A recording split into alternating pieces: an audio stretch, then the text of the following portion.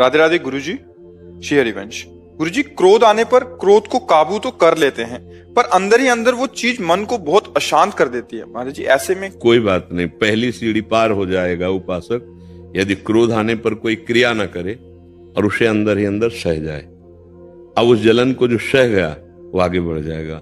यम ही न व्यथ्यन्ते पुरुषम पुरुषर्षव सम दुखा सुखा धीरम स्वमृतत्वाय कल्पते। काम का वेग, क्रोध का वेग, लोभ का वेग, मोह, मद, मत्सर, इनके वेगों को जो चुपचाप सह लेता है, हृदय जल रहा है, हृदय जल करके शुद्ध हो रहा है। जैसे स्वर्ण आग में डाल दिया जाए तो मल नष्ट होकर चमकने लगता है, ऐसे जो हृदय में ताप लगती है जो ना करने पर, जैसे वो कह रहा काम क्रिया करो, आप नहीं कर रहे तो आपको जलाएगा, वो जलता है और स्वयं शुद्ध होता है मन। तो ये जलन क्रिया तब तक होती रहेगी जब तक वो शुद्ध नहीं होगा, पर अगर क्रियाएं कर दी तो और उसमें मल आ जाएगा। जैसे क्रोध आ गया, हम गाली देने लगे, हमने मारपीट कर दी, हिंसा कर दी, तो फिर हमारा मन और मलिन हो जाएगा। तो ये तो बहुत बढ़िया है कि आप उसे रोक लेते हैं। हृदय जलता है, उसकी चिंता मत कीजिए। आज जितना जलता है कल कम जलेगा, परसों और कम चलेगा, फिर एक दिन आएगा जलेगा ही नहीं और आपका क्रोध शांत हो जाएगा, क्षमा बढ़ जाएगी, शांति आपके हृदय में आ जाएगी। पर ये ऐसे नहीं होगा। अभी तो साधारण है इसलिए सह जाते हो, असाधारण परिस्थिति आने पर फिर क्रोध अपनी सीमा में आ जाता है। मन का एक स्वभाव है, जैसे सहन करना आप सीख रहे हैं तो मतलब वो गिनता रहेगा, एक गलती, दो गलती, 10 गलती, वो सब जमा हो रही है, ये बहुत गलत है, बहुत गलत, अब बहुत हो गया, सैकड़ों बार सह लिया, अब वो जो उठेगा तो पूरा हिसाब लेके उठेगा।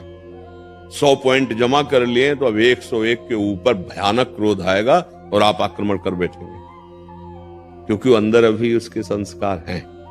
इसको मिटाने के लिए भजन चाहिए। क्रोध सहते हुए नाम जप कर रहे तो संस्कारें मिटाता चला जाएगा।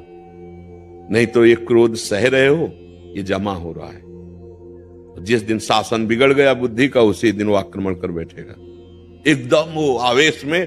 अब उसको सैकड़ों पॉइंट एकदम सामने आ जाएंगे। इसने पहली बार ये कहा था, दूसरी बार ये कहा, तीसरी बार पूरे पॉइंट आ जाएंगे और वो उस पर आक्रमण कर देगा। अगर नाम जब चल रहा है तो हर पॉइंट को मिटाता जा रहा है, आप खाली होते जा रहे हैं, आपके अंदर कोई द्वेष के परमाणु नहीं रहेंगे।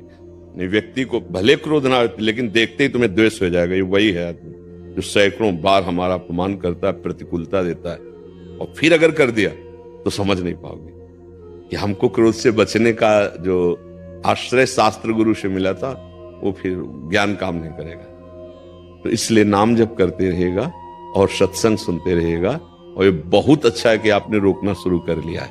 ये पहला कदम है, आपका पहला कदम मजबूत हो जाएगा और नाम जब चल रहा है तो धीरे धीरे ज्ञान होगा, शांति हो जाएगी। बिना ज्ञान के क्रोध पर विजय नहीं प्राप्ति की जा सकती। ज्ञान कि मेरे प्रभु इस सब रूपों में किससे क्रोध करूं, निज प्रभु में देखें जगत तो कैसन करें विरोध। वे गाली क्यों दे रहे थे? कोई हमारा पाप होगा उसका समन करने के लिए, जो हमारे हृदय में जलन हो रही उस पाप होगा। क्रोध बहुत बड़ा मतलब नीच आचरण करा सकता है, बहुत बड़ा नीच आचरण करा सकता है, अपने जीवन को बड़े संकट में डाल सकता है। जेल, आजीवन कारावास। वो क्या बोल रहा था थोड़ी सुना जाएगा। आपने क्या किया है इसका निर्णय हो, उसको तो तुमने मार डाला। क्रोध आ जाए तो अपने को मार सकता है, क्रोध आ जाए तो पूज्य जनों की हत्या कर सकता है। क्रोध बहुत विशाल चीज है, तो इसको तो संभालना ही चाहिए। पर क्रोध का मूल क्या है? काम। क्रोध कभी बिना काम के नहीं उत्पन्न हो सकता। कामा संजायते क्रोधा, क्रोधा स्मृति विभ्रमा, स्मृति भ्रंशात बुद्धिनाशो बुद्धिनाशात प्रणश्यति।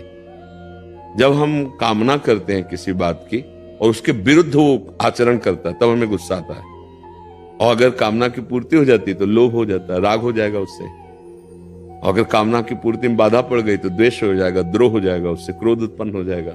यह अध्यात्म है। इसलिए हमको बहुत सावधान रहना है। हमको कामना ही नहीं करनी कि हमारे साथ ऐसा व्यवहार करे। हमको ही देखना कि हमको इसके साथ क्या व्यवहार करना चाहिए।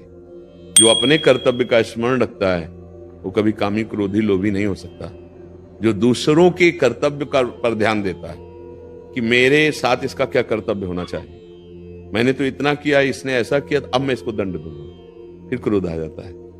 क्रोध को शमन करने के लिए अपने कर्तव्य का ज्ञान होना चाहिए और दूसरे को ये देखना चाहिए कि भगवान इसके द्वारा प्रेरित होकर जो हमें क्लेश दिला रहे हैं, ये मेरे हृदय को पावन किया जा रहा है। तब फिर भी हमने अभी परसों की एकांतिक में कहा था कि हमें क्रोध को भी तब तक रोकना है जब तक केवल मेरे ऊपर है और एक सीमा में है।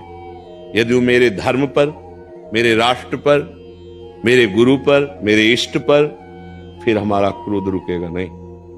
कोई हमारे राष्ट्र पर और हमारे को बल मिला है कि हम रोक सकते हैं, तो हम फौरन पहला कदम उठाएंगे और क्रूर होकर के उसको दंड देंगे। मन को शांत करने और कंट्रोल करने के लिए कई मंत्रों का जाप किया जाता है। इनमें से कुछ मंत्र ये रहे। एक दंताय विद्महे वक्रतुंडाय धीमहि तन्नो बुद्धिः प्रचोदयात्। भूर्भुवः स्व तत्सवितुर्वरेण्यं भर्गो देवस्य धीमहि धियो यो न प्रचोदयात्। शांताकारं भुजगशयनं पद्मनाभं सुरेशं विश्वाधारं गगनसदृशं मेघवर्णं शुभंगम। मन को कंट्रोल करने के लिए ये तरीके भी अपनाए जा सकते हैं। शाकाहारी भोजन करें, कम मसाले और कम तेल का भोजन करें, रोज योग करें, रोज मेडिटेशन करें, नींद पूरी लें। अच्छे हों या बुरे, विचार सबके मन में आते हैं। अपने मन को शांत रखने का मतलब यह नहीं है कि हमें इनसे भागना है या विचार कभी मन में आ ही नहीं सकते हैं, बल्कि मन को शांत करने का मतलब है कि हम अपने मन के विचारों से परेशान न हों और इसे एक मानसिक प्रक्रिया समझकर इस पर ज्यादा ध्यान न दें। अगर आप अपने दिमाग से इन्हें निकालने की कोशिश करेंगे तो आप कभी भी इन्हें अपने मन से नहीं निकाल पाएंगे, बल्कि ऐसे या आपको और परेशान कर देंगे। किसी ने सही कहा है, खाली दिमाग शैतान का घर। और यह बात पूरी तरह से सत्य है। आपके खुद भी महसूस किया होगा कि जब आपके पास कोई काम करने को नहीं होता है तो मन में उल्टे सीधे विचार आने लगते हैं जो आपको परेशान कर सकते हैं। इसलिए खुद की मेंटल हेल्थ के लिए एक रूटीन बनाएं और उसे फॉलो करें। राधे राधे मित्रों, अगर आपको प्रेमानंद जी महाराज के प्रवचन पसंद आए हो तो हमारी वीडियो को लाइक एंड सब्सक्राइब करें। अगली और वीडियो देखने के लिए हमारे चैनल को सब्सक्राइब करें।